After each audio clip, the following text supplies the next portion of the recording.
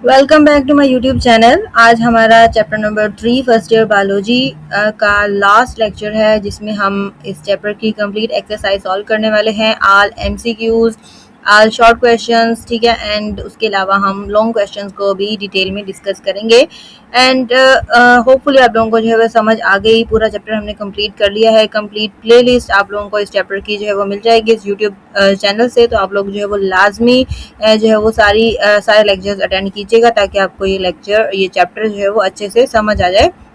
अगर आप लोगों ने सारे लेक्चर्स लिए हुए हैं, ठीक है, अगर मेरे वाले नहीं भी लिए, अपने स्कूल या कॉलेज के लेक्चर्स अटेंड किए हुए हैं, तो आप लोग इस एक्सरसाइज को इजीली खुद से भी सॉल्व कर सकते हैं। So it's will be great help.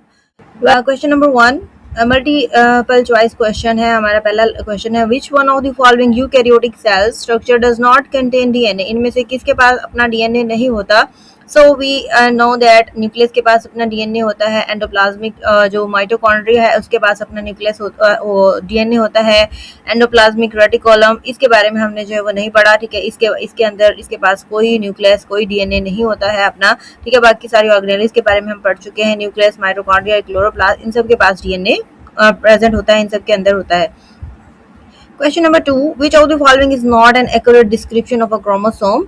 तो इनमें से हमने देखना है कि कौन सी बात या कौन सी डिस्क्रिप्शन जो है वो क्रोमोसोम के बारे में बिल्कुल ठीक नहीं है।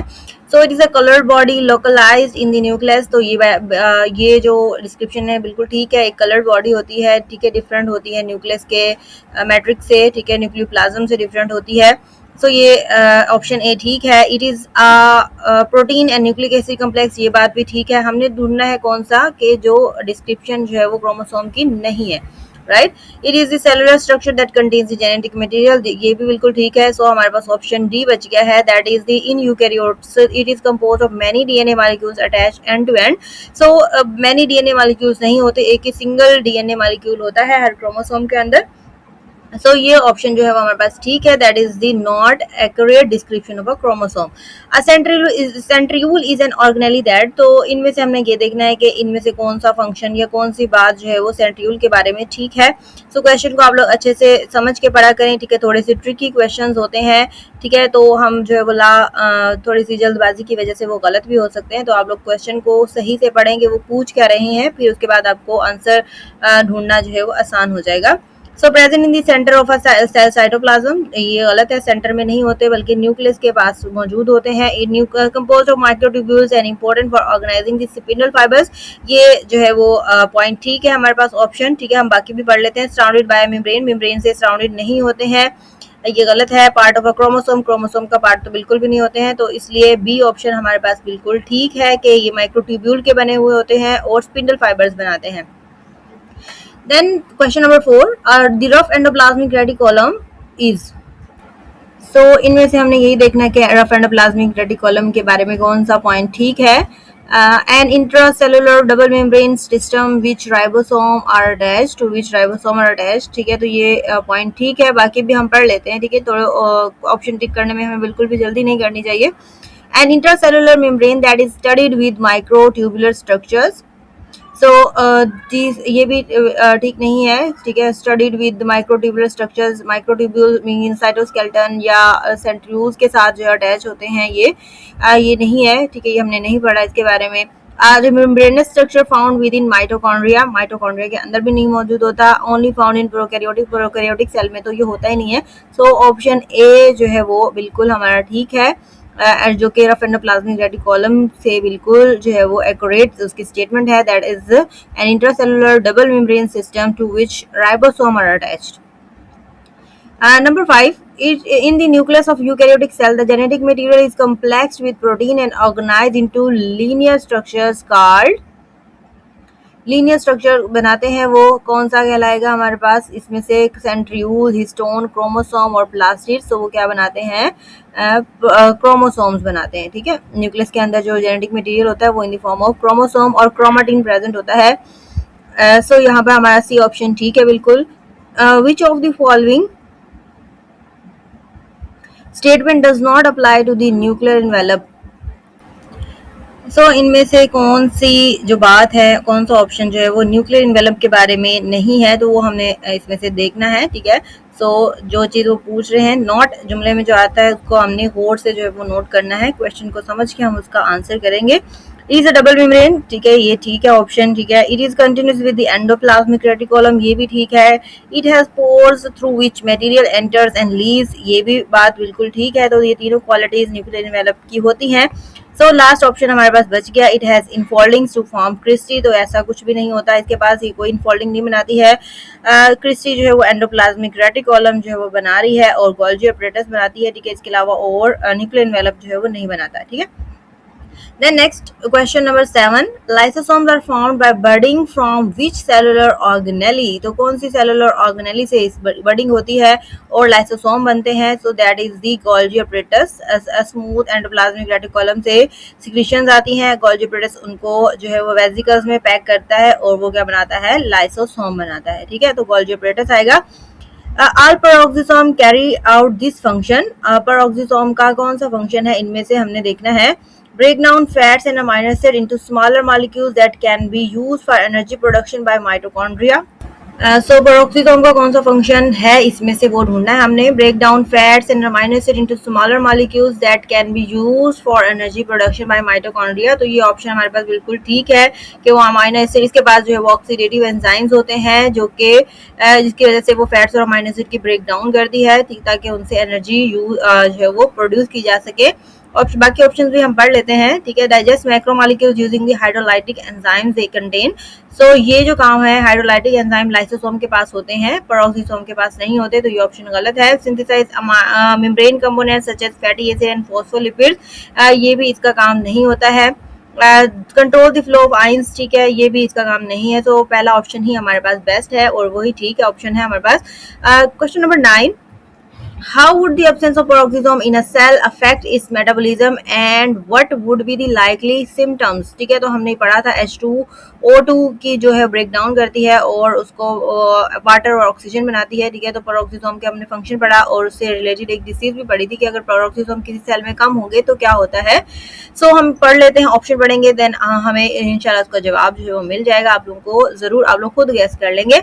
The cell would be unable to carry out oxidative phosphorylation leading to the reduced ATP production, ठीक है।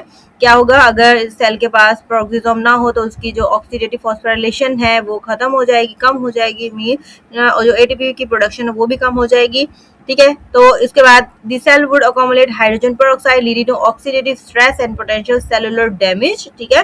क्या होगा कि हाइड्रोजन जो सेल है उसके अंदर हाइड्रोजन पेरोक्साइड की मिकदार जो है वो कंसंट्रेशन ज्यादा हो जाएगी, जमा होना शुरू हो जाएगा, जिसकी वजह से ऑक्सीडेटिव स्ट्रेस होगा और जो सेल डैमेज जो है वो हो सकता है।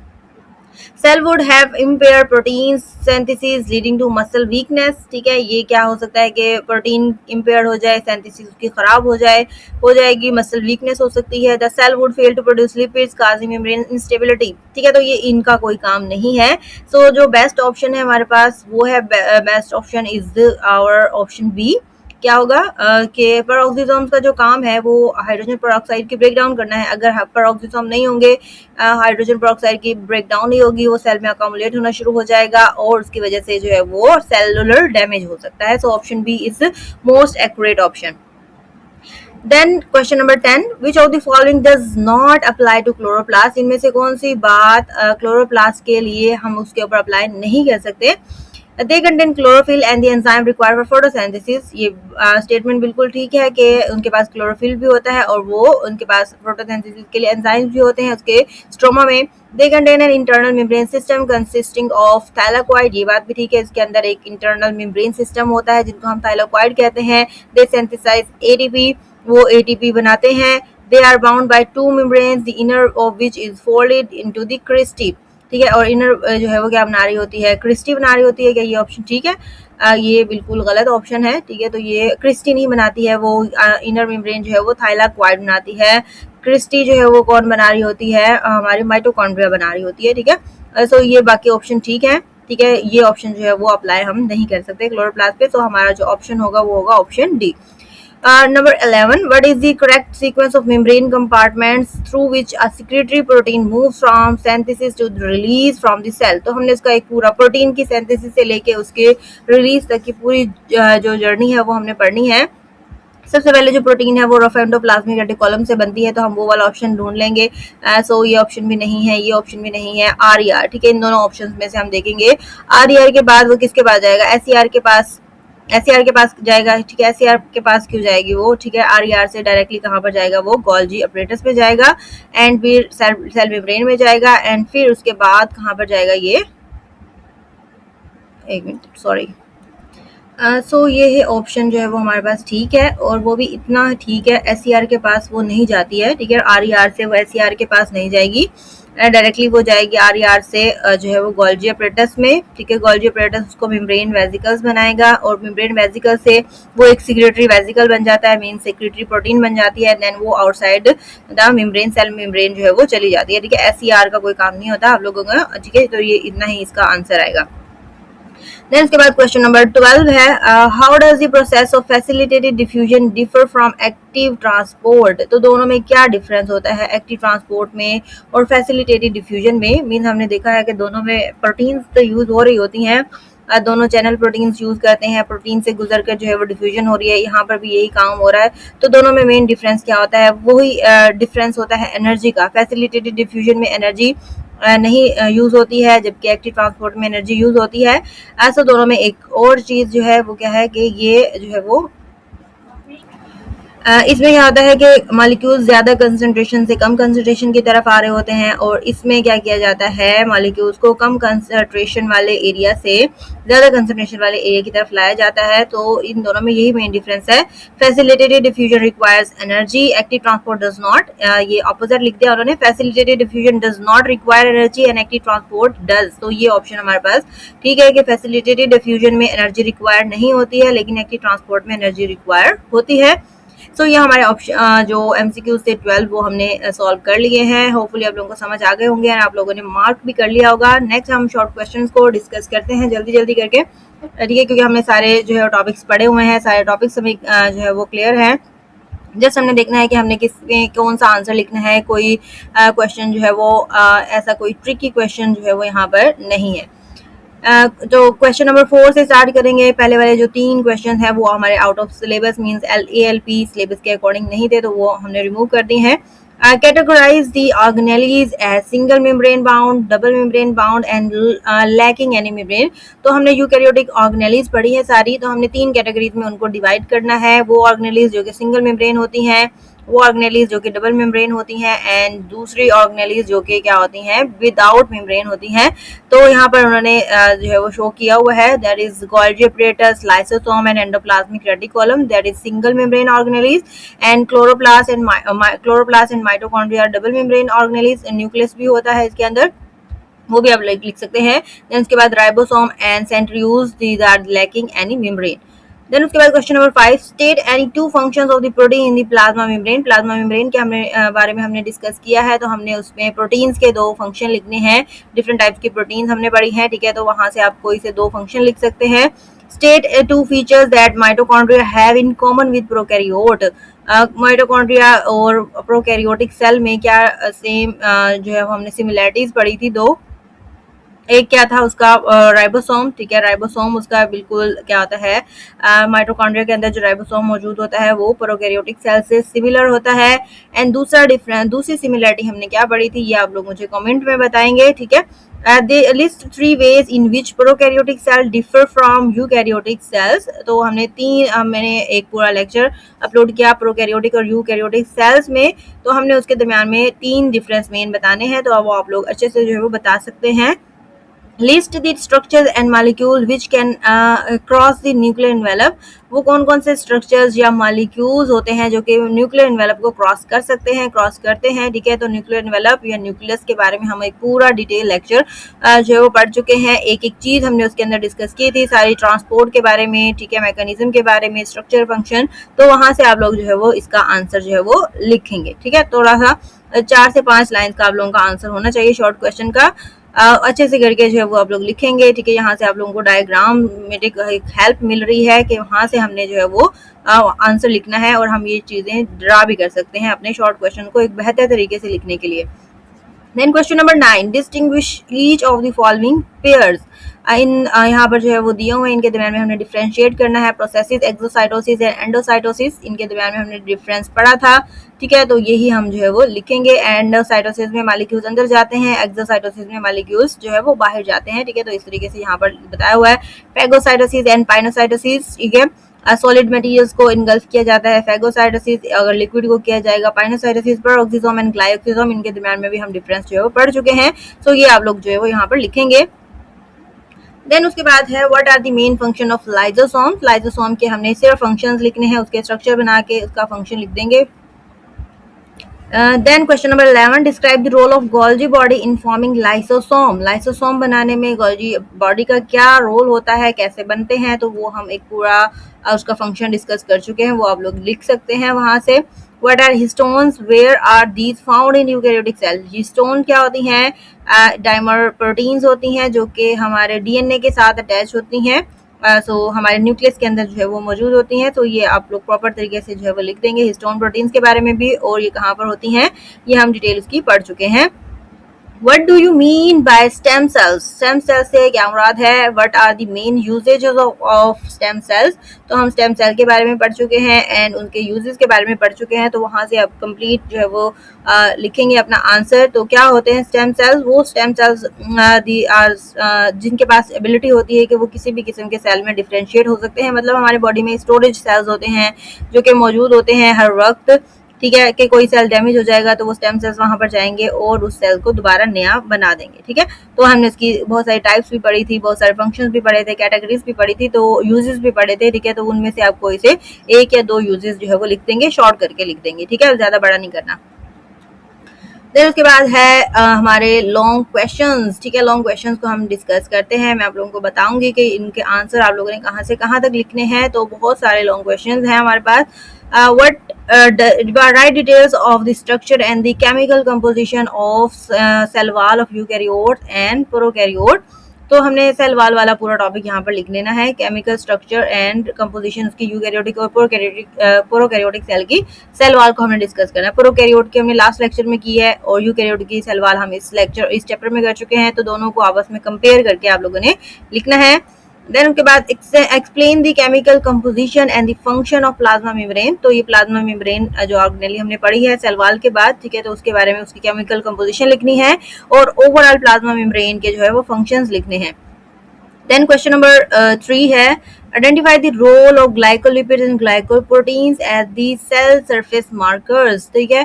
तो इनके बारे में हमने लिखना है, ठीक है। तो ये जब हमने प्लाज्मा मेम्ब्रेन पढ़ा था वहां पर हमने ग्लाइकोप्रोटीन ग्लाइकोलिपिड्स के बारे में जो वो पढ़ा था, कैसे बनते हैं ये। इन दोनों को हम ग्लाइकोकैलिक्स कहते हैं, इनका काम क्या होता है, ठीक है। सेल को आइडेंटिफाई करने में हेल्प करते हैं। तो ये सारा आपको जो है वो प्लाज्मा मेम्ब्रेन वाले लेक्चर में जो है वो मिल जाएगा, वहां से आप लोग इसको समझ भी सकते हैं और अपनी बुक से जो है वो इसको निशान भी लगा सकते हैं। Explain the structure and chemical composition and function of ribosome. तो अब इसमें हमने राइबोसोम के ऊपर डिटेल लिखनी है। तो ये हमारे पास ये भी प्लाज्मा मेम्ब्रेन में से क्वेश्चन है, ये हमारा सेल वॉल में से क्वेश्चन है, ठीक है। ये वाला क्वेश्चन जो है वो हमारा प्लाज्मा मेम्ब्रेन में से है और ये भी जो है वो प्लाज्मा मेम्ब्रेन में से है, ये राइबोसोम में से। क्वेश्चन नंबर 5, ठीक है। जल्दी जल्दी हम इनको डिस्कस करेंगे ताकि आप लोगों का ज्यादा टाइम वेस्ट ना हो, आप लोग जल्दी जल्दी इसको निशान लगा लें। Explain the structure and function of Golgi complex. तो इसमें हमने गोल्जी कम्प्लेक्स के बारे में जो है वो नोट लिखना है, ठीक है। स्ट्रक्चर और उसका फंक्शन, ठीक है, कंप्लीट डिटेल आ जाती है। Then describe the structure chemical composition and function of chromosome, ठीक है। तो हमने इसमें क्रोमोसोम के बारे में लिखना है, जस्ट जो क्रोमोसोम है उनकी नंबर, उनका स्ट्रक्चर, ठीक है। जो भी हमने उसके बारे में पढ़ा है उसकी केमिकल कंपोजिशन। तो जो जो चीजें पूछी जाती हैं आप लोग उन्हीं की हेडिंग दें, मेन हेडिंग दें और उनके बारे में लिखें, उसका स्ट्रक्चर बनाएं, ठीक है। तो आप लोगों का क्वेश्चन जो है वो पूरा हो जाएगा, कंप्लीट हो जाएगा। Discuss nuclear envelope and nuclear pore complex, ठीक है। ये हमने डिटेल में पढ़ा था न्यूक्लियर इन्वेलप के बारे में। तो ये आप लोग ने ये लिखना है न्यूक्लियर इन्वेलप, और न्यूक्लियर पोर का पूरा एक स्ट्रक्चर हमने डिटेल में डिस्कस किया था, वो आप लोग लिखेंगे। Then question number 8, explain how Golgi apparatus is involved in making cell secretion। तो इसमें Golgi apparatus का जो है वो फंक्शन लिखना है सेल सिक्रेशन बनाने में, सो वो हमने लिखना है यहाँ से। देन उसके बाद describe the structure and function of smooth and rough endoplasmic reticulum. तो इसमें आप लोगों ने एंडोप्लाज्मिक रेटिकुलम वाला टॉपिक लिखना है कंप्लीट, ठीक है। डायग्राम बनाएंगे साथ। देन उसके बाद है question number 10, explain the role of lysosomes and peroxisome in relating the amount of cellular content. ठीक है, तो हमने इन दोनों को कंपेयर करना है, सेलुलर कंटेंट में क्या है, इनके पास कौन कौन से एंजाइम्स होते हैं, वो क्या काम करते हैं। ठीक है, तो इस तरीके से हमने उसको कंपेयर करके उसका रोल लिख देना है। ठीक है, तो दोनों के बारे में ही आप लिख दें, आप लोगों का क्वेश्चन कंप्लीट हो जाएगा। Then describe the structure of the 3 fibres that make the cytoskeleton. तो इसमें हमने किसके बारे में लिखना है, साइटोस्केलेटन के बारे में लिखना है। 3 fibres that is micro filament, microtubule and intermediate filament के जो बारे में हमने जो पढ़ा था, उनका स्ट्रक्चर, उनका फंक्शन, तो सारा आप लोग इसमें लिख देंगे। देन उसके बाद क्वेश्चन नंबर 12 है, describe the formation and function of lysosomes. ठीक है, तो इसमें हमने क्या करना है, लाइसोसोम। ठीक है, इसमें हमने उसके फंक्शंस को जो है रिलेट करना था। इसमें हमने उसका फॉर्मेशन क्या है, लाइसोसोम कैसे बनते हैं, कहाँ पर बनते हैं, किसने उसको डिस्कवर किया, उसका फंक्शन और उसका स्ट्रक्चर, उसकी डायग्राम बना देंगे। ठीक है, then question number 13, compare mitochondria and chloroplast as the organelles that are involved in cellular energetics। तो हमने कंपेयर करना है माइटोकॉन्ड्रिया और क्लोरोप्लास्ट के as a organelle cellular cell energetics. ठीक है, जो बायोएनर्जेटिक्स का अमल होता है, माइटोकॉन्ड्रिया सेलुलर रेस्पिरेशन में इन्वॉल्व होती है, क्लोरोप्लास्ट फोटोसिंथेसिस में इन्वॉल्व होता है। तो इस तरीके से उनका जो फंक्शन होता है वो हमने कंपेयर करके लिखना है कि कैसे कैसे वो उसमें इन्वॉल्व होते हैं। कंप्लीट डिटेल आप लोग लिख देंगे इसके बारे में, उसका फंक्शन। ठीक है, दोनों की डायग्राम्स भी लाजमी बना देंगे। Describe the basic structure of mitochondria from outside to inward. तो अब हम इसमें हमने माइटोकॉन्ड्रिया के बारे में कंप्लीट उसका स्ट्रक्चर, फंक्शन, डायग्राम बनानी है। देन उसके बाद question number 15, describe the pathway of protein signal and steroid signal. ठीक है, 2 कैटेगरीज हमने जो है सेल सिग्नलिंग की पढ़ी थी, प्रोटीन या पेप्टाइड सिग्नलिंग और स्टीरॉयड सिग्नलिंग। तो इसमें आप लोगों ने वो डिटेल लिखनी है, कंप्लीट वो नहीं लिखना आप लोगों ने। ठीक है, कि हम पहले सेल सिग्नलिंग लिखें, उसके बाद उसकी अलग से स्टेप्स लिखें, फिर उसके बाद कैटेगरीज। ठीक है, ऐसे नहीं लिखना, जो स्टेप्स थे उसके वो आप लोगों ने स्किप करने हैं दरमियान से। प्रोटीन सिग्नलिंग की तारीफ लिखेंगे and protein signalling and steroid signalling के बारे में आप लोगों ने इसको एक्सप्लेन करना है with the help of diagram. ठीक है, बहुत ही अच्छा करके आप लोग ये क्वेश्चन लिख सकते हैं। Categorise and explain different types of stem cells. ठीक है, तो स्टेम सेल्स के बारे में हमने जो है वो पढ़ा था कंप्लीट, उसकी टाइप्स वगैरह। ठीक है, उसको हमने कंप्लीट डिटेल कर जो है वो एक्सप्लेन करना है। देन उसके बाद what are the advantages and disadvantages of using induced pluripotent. ठीक है, तो इंड्यूस्ड प्लूरिपोटेंट एक छोटा सा टॉपिक है, उसको आप लोग कंप्लीट लिख देंगे। तो इस तरीके से हमारी जो एक्सरसाइज है वो कंप्लीट हो गई है। ठीक है, हाफ एन आवर से पहले पहले मैंने आप लोगों की एक्सरसाइज जो है वो कंप्लीट करवा दी है। होपफुली आप लोगों को समझ आ गई होगी। अगर फिर भी कोई बात समझ ना आई, किसी क्वेश्चन का आंसर आप लोगों को नहीं मिल रहा है, कोई कन्फ्यूजन हो, तो आप लोग मुझसे दोबारा पूछ सकते हैं। ठीक है, I am willing to encourage your knowledge. ठीक है, सो हमारा लेक्चर, हमारा जो चैप्टर था, चैप्टर नंबर 3, वो हमने कंप्लीट कर लिया है अल्हम्दुलिल्लाह। अल्हम्दुलिल्लाह बहुत ही बड़ा, बहुत ही जो है इंटरेस्टिंग सा चैप्टर था, लेकिन हमने उसको कंप्लीट कर लिया है। नेक्स्ट हम चैप्टर नंबर 4 स्टार्ट करने से पहले हम इन चैप्टर्स की जो है वो हम एमसीक्यूज देखेंगे। उसके अलावा ये तो हमने एक्सरसाइज की एमसीक्यूज की थी। ठीक है, उसके अलावा हम जो है वो क्या करेंगे, एक्सरसाइज के एमसीक्यूज के अलावा भी हमने बहुत सारी एमसीक्यूज की जो है वो प्रैक्टिस करनी है। मैं अपने स्टूडेंट्स को बहुत ज़्यादा एमसीक्यूज की प्रैक्टिस करवाती हूँ, ताकि कम से कम उनकी जो एमसीक्यूज आती हैं बोर्ड में, ठीक है, तो वो उनको जो है वो थोड़ी सी मुश्किल ना लगे। तो हम बहुत सारी एमसीक्यूज की प्रैक्टिस करने वाले हैं। सो आर यू स्टूडेंट्स रेडी? तो नेक्स्ट लेक्चर में हम इंशाल्लाह इस चैप्टर की बहुत सारी एमसीक्यू सॉल्व करने वाले हैं। ठीक है, हंड्रेड्स ऑफ एमसीक्यूज। ठीक है, तो उन एमसीक्यू से आप लोगों के कॉन्सेप्ट जो है वो बिल्कुल क्लियर हो जाएंगे इंशाल्लाह। ठीक है, मिलते हैं आप लोगों से नेक्स्ट लेक्चर में। Thank you so much. Channel को सब्सक्राइब लाजमी कीजिएगा, इट्स अ हम्बल रिक्वेस्ट।